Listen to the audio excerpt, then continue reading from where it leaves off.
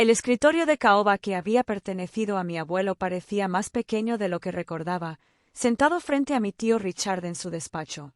Las paredes estaban cubiertas de premios y fotografías que narraban 40 años del éxito de Martina en la construcción, una empresa que mi abuelo había construido desde cero y que mi tío había heredado simplemente por ser el hijo mayor. A los 28 años, era la única nieta en una familia de obreros de la construcción. La que prefirió la ingeniería al oficio familiar. La que se atrevió a sugerir que tal vez, solo tal vez, la empresa podría beneficiarse de un software moderno de gestión de proyectos y prácticas de construcción sostenibles. Mi tío Richard Martínez, a sus 58 años, era todo lo que mi abuelo no había sido, arrogante donde el abuelo había sido humilde, derrochador donde el abuelo había sido cuidadoso, y convencido de que su manera era la única, simplemente porque la había estado haciendo durante décadas. «Alena», dijo, sin molestarse en levantar la vista del contrato que fingía revisar. «Ya tomé una decisión». Me acomodé en la incómoda silla que había elegido deliberadamente para las visitas, demasiado baja, demasiado blanda, diseñada para que la gente se sintiera pequeña. Detrás de él, a través de los ventanales que iban del suelo al techo, podía ver la obra donde nuestros equipos trabajaban en el nuevo complejo de oficinas del centro, el proyecto que se suponía sería nuestro mayor éxito, pero que se había convertido en nuestro mayor lastre. «Estás vetado de esta empresa», anunció el tío Richard, alzando por fin la vista con esos fríos ojos grises que habían intimidado a proveedores y subcontratistas durante años. Con efecto inmediato. No me sorprendió. Esta confrontación se venía gestando desde hacía meses, desde que regresé del NIT con mi título en Ingeniería Estructural y una cabeza llena de ideas sobre cómo podría evolucionar Martínez Construcción. Desde que empecé a cuestionar los sobrecostos, a sugerir mejoras de eficiencia y a señalar las infracciones de seguridad que podrían cerrarnos. «Ya veo», dije con calma. «¿Y el motivo?» Se puso de pie y caminó hacia la ventana con las manos entrelazadas tras la espalda, una pose que probablemente practicaba para parecer más autoritario. «No tienes madera de familia, Alena. No entiendes lo que se necesita para dirigir un negocio de verdad. Todas tus ideas extravagantes de la escuela y tus programas de computadora, así no se hacen las cosas aquí». Mi primo Tony estaba sentado en un rincón, asintiendo como un cabezón. A sus 26 años, era el hombre que siempre decía sí al tío Richard, el hijo que nunca cuestionó nada, nunca impulsó mejoras, nunca sugirió que tal vez el modelo de negocio de su abuelo de los años 80 necesitaba una actualización para el siglo XXI. «¿Crees que puedes venir aquí con tu título de ingeniero y decirnos cómo construir cosas?», continuó el tío Richard, alzando la voz. «Hemos tenido éxito durante 40 años sin tu ayuda». «¿Éxito?» Casi me río. Si por éxito se refería a gastar mucho dinero en cada proyecto, enfrentarse a demandas de 3 clientes diferentes y operar con estándares de seguridad que harían llorar a los inspectores de OSA, entonces sí, tuvieron un éxito rotundo. El proyecto Aurora lleva 3 meses de retraso y un presupuesto de $2 millones superior, dije en voz baja. Los condominios Harborview tienen problemas estructurales que podrían derrumbar toda el ala este, y en la renovación de la calle Jefferson se están utilizando materiales que no cumplen con los códigos de construcción desde hace 5 años. Tony se removió incómodo.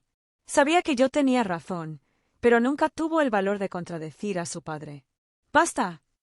El tío Richard golpeó el escritorio con la mano. «A esto me refiero. Vienes aquí cuestionándolo todo, socavando mi autoridad, haciendo que la tripulación dude de su trabajo. Eres un veneno para esta empresa». Me puse de pie lentamente, alisando mi sencillo blazer negro, el mismo blazer que había usado en reuniones de directorio a las que no sabían que asistía, llamadas a inversores que no podían imaginar que estaba haciendo y consultas legales que nunca entenderían. «¿Y esto es todo?», pregunté. «Después de todo lo que construyó mi abuelo, después de todo lo que esta empresa significa para nuestra familia, me van a prohibir la entrada solo porque me importa hacer las cosas bien». «Esta empresa es mía», gruñó. «La heredé. Yo la dirijo. Y yo decido quién es apto para una familia y quién no. Tú no lo eres». La ironía era casi dolorosa. El tío Richard creía ser dueño de Martínez Construcción porque había heredado el 40% de las acciones al fallecer mi abuelo. Lo que él no sabía, Lo que ninguno de ellos sabía era que yo había estado adquiriendo acciones discretamente durante los últimos 3 años a través de un holding. Cada vez que un pequeño inversor necesitaba efectivo, cada vez que un empleado jubilado quería vender su pequeña participación, yo estaba allí con una oferta justa y un acuerdo de confidencialidad. «De acuerdo», dije, cogiendo mi maletín. «Voy a limpiar mi escritorio. Seguridad te acompañará a la salida», añadió el tío Richard, incapaz de resistir una última humillación. «No quiero que te lleves ningún documento de la empresa ni intentes sabotear nada al salir». Casi sentí lástima por él. En su mente, estaba protegiendo el negocio familiar de alguien que no entendía sus valores. En realidad, estaba a punto de descubrir cuánto desconocía del negocio que creía controlar. Mientras caminaba hacia la puerta, ésta se abrió antes de que pudiera alcanzar el pomo. David Chen, el abogado del tío Richard durante los últimos 15 años, irrumpió, con aspecto de haber subido 6 pisos corriendo en lugar de usar el ascensor. «Richard», dijo, respirando con dificultad. «Tenemos un problema». «¿Un gran problema?» El tío Richard frunció el ceño. «¿Qué clase de problema?» David me miró y luego volvió a mirar a su cliente. «Quizás deberíamos hablarlo en privado». Alena ya se iba. El tío Richard dijo con desdén: «Ella ya no es parte de esta empresa». David palideció. «En realidad, señor, ese es el problema. No podemos tomar decisiones importantes sin su firma». Las palabras quedaron suspendidas en el aire como el humo de un incendio que estaba a punto de consumirlo todo. «¿De qué estás hablando?», preguntó el tío Richard.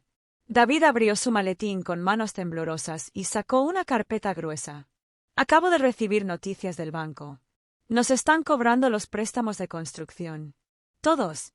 El proyecto Aurora, Harbour View, Jefferson Street, todo». Tony se enderezó, prestando atención por fin. «¿Qué significa eso?» «Significa», dijo David, con la voz apenas por encima de un susurro, «que tenemos que reunir $12 millones para el viernes, o la construcción de Martina estará terminada».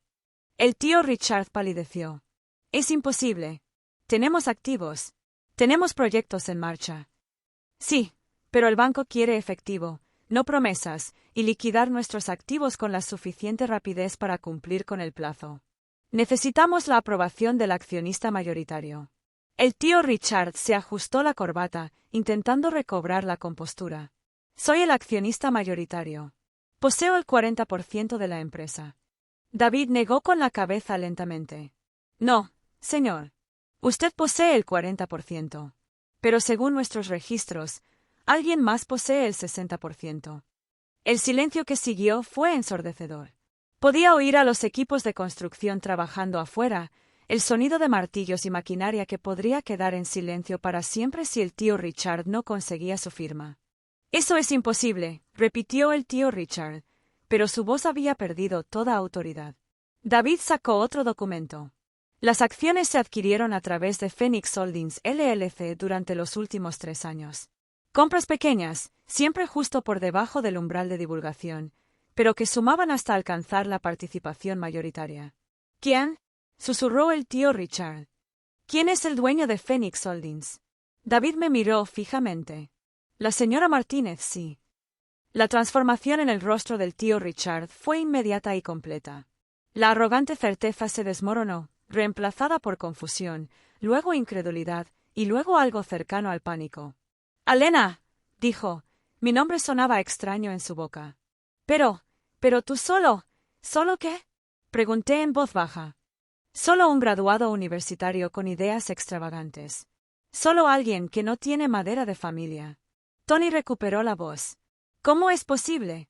Estás sin Blanca. Conduces ese viejo Toyota. Vives en ese pequeño apartamento». Sonreí, con la misma sonrisa serena que perfeccionaba en las salas de juntas y reuniones con inversores. «Tony, conduzco un coche fiable porque me importa la eficiencia, no la imagen. Vivo modestamente porque prefiero invertir mi dinero en lugar de malgastarlo en símbolos de estatus». El tío Richard se hundió en su silla y el peso de la realidad aplastó su ego inflado. El holding, Phoenix Holdings, es una de las 17 entidades de inversión que controlo. Ya terminé. No solo me gradué en ingeniería en el NIT. Tío Richard, También completé un programa dual en negocios y finanzas. Mientras tú arruinabas esta empresa, yo construía una cartera de inversiones. David revisaba documentos frenéticamente. Señor, debemos actuar con rapidez. El banco quiere una respuesta para las 5 de hoy sobre el plan de liquidación de activos. ¿Qué activos? Pregunté con genuina curiosidad. David sacó otra carpeta. La empresa posee 12 propiedades, incluyendo este edificio, los patios de maquinaria y los lotes residenciales en ALM Street. El valor total estimado es de unos 15 millones. Asentí pensativo. ¿Y las deudas? 12 millones en préstamos inmediatos, más otros 8 millones en costos y penalizaciones del proyecto en curso. El tío Richard me miró con ojos desesperados. Alena, por favor. Sé que tuvimos nuestras diferencias, pero esto es un asunto familiar. El legado del abuelo. Negocio familiar, legado de mi abuelo. Las mismas palabras que usó para justificar su exclusión de todas las decisiones importantes durante los últimos 2 años.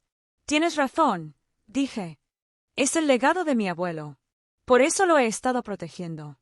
Abrí mi maletín y saqué mi propia carpeta, más gruesa que la de David, más completa y conteniendo información que lo sorprendería incluso más que mi revelación de propiedad. El proyecto Aurora está fracasando porque están usando materiales de baja calidad para reducir costos. Comencé. Harborview tiene problemas estructurales porque ignoraron mis informes de ingeniería. Jefferson Street está retrasado porque la gestión de su proyecto está estancada en 1985. Tony se movió incómodo. Alena, sabemos que ha habido algunos problemas. ¿Problemas? Lo miré con incredulidad. Tony, estos no son problemas. Son desastres inminentes. El ala este de Harborview podría derrumbarse con un viento fuerte. Los cimientos de Aurora tienen fracturas por tensión que podrían causar una falla catastrófica. Y la calle Jefferson se está construyendo con materiales que contienen asbesto. La cara del tío Richard se puso gris. Eso no es posible. Saqué un informe grueso con tapas azules.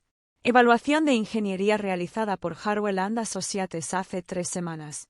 La encargué yo mismo, ejerciendo mi autoridad como accionista mayoritario. David agarró el informe y lo hojeó rápidamente. Su rostro palidecía con cada página. «Esto es terrible», susurró. «Es realmente terrible. Si alguno de estos problemas se hace público, las demandas nos destruirían». El tío Richard terminó, incluso si tuviéramos el dinero para pagar los préstamos bancarios. Asentí. Lo que nos lleva al verdadero problema. Martinez Construction no solo enfrenta una crisis de liquidez, se enfrenta a una crisis existencial. El modelo de negocio está roto. Los estándares de seguridad están comprometidos, y la reputación está a punto de ser destruida.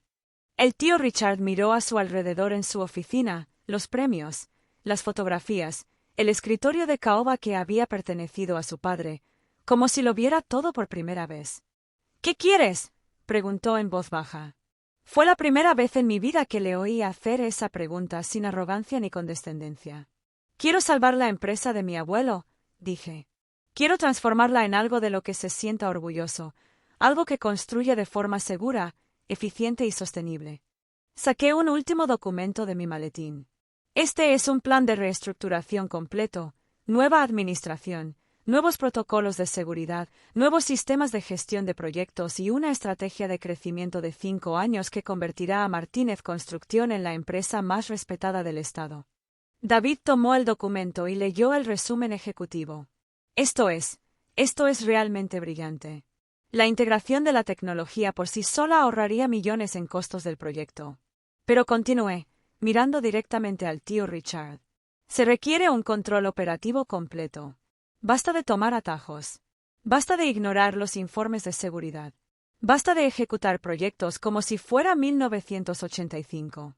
El tío Richard se quedó mirando el escritorio durante un largo rato, el mismo escritorio donde su padre había tomado las decisiones que convirtieron a Martinez Construction en una potencia regional, el mismo escritorio donde había tomado las decisiones que casi lo destruyó. «¿Y si digo que no?», preguntó.